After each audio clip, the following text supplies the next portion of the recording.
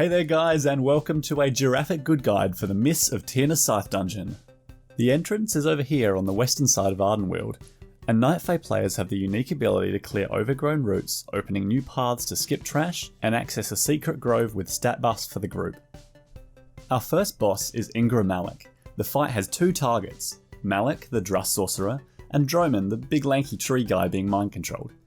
First up, you should be focusing Droman, because when he reaches 20% health, the mind control breaks and he's going to start the burn phase on Maloch. For 12 seconds, Maloch then takes 300% extra damage, so pop your CDs here and make the most of this window. Droman then gets healed up and mind controlled again and the fight repeats. The main mechanics to watch out for during the Droman phase are Spirit Bolt, which targets a random player and is the only interruptible mechanic in the fight, so kick this whenever you can. Bewildering Pollen. Droman's going to do a frontal cone attack that you should definitely not be in. Tears of the Forest. Droman spits out swirlies that will leave puddles of death across the floor for quite a while. This is deadly when comboed with Repulsive Visage that's going to fear the entire party, so try not to stand too close to those puddles. After the first boss, you're going to enter the maze. This is a Lost Woods style chain of small rooms with multiple exits. Standing next to the stone pillar by each doorway is going to project a symbol. To find the correct path through the maze, you must complete an odd one out puzzle with these 4 projected symbols. There are 3 properties to look out for. Is it a leaf or a flower? Is it just an outline or filled in? And does the symbol have a ring around it or not? So for example, if you have these 4 symbols, the odd one out is B, as it is the only symbol without a ring. Therefore that doorway is the correct path.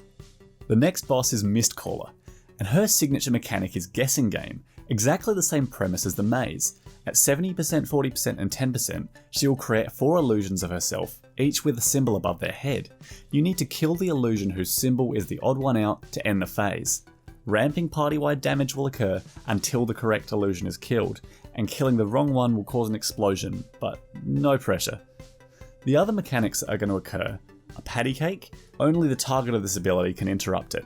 If the cast gets off, you're going to be stunned and take big damage. Freeze tag. A fox will spawn that fixates and chases someone. If it catches them, it's going to damage and freeze everyone in 8 yards around them for 8 seconds.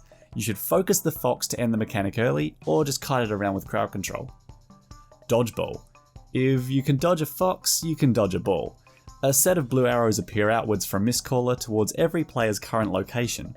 Dodgeballs of death will then be fired along those arrows. Just don't be standing in line with them when the cast goes off. Our final big baddie for the dungeon is Tred'ova, a slug that's decided to follow the latest tech trend and incorporate machine learning into his primary mechanic.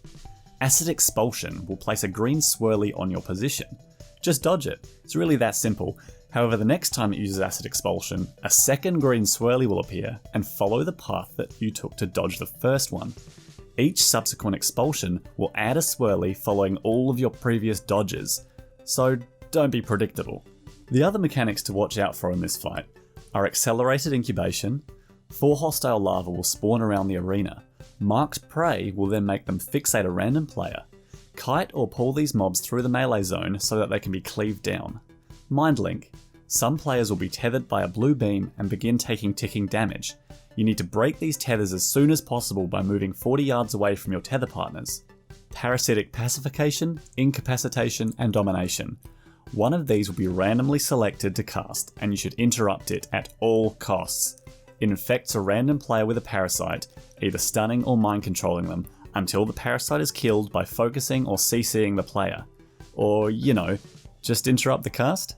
Finally, there is an intermission phase at 70 and 40% health, where Tred'ova shields up and channels consumption to finish his meal in peace.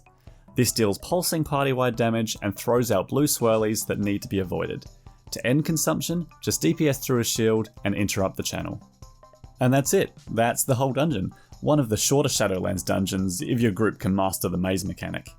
Oh, and something I should warn you about.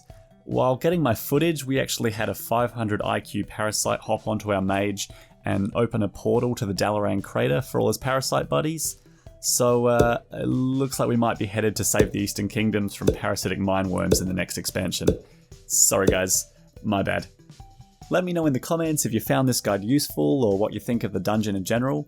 I'm planning on making many more guides on all things Shadowlands, so if you want to see more like this or follow along on the journey, hit the subscribe button to see when I post new videos. So until next time, thanks for watching, take care, and good luck in your runs.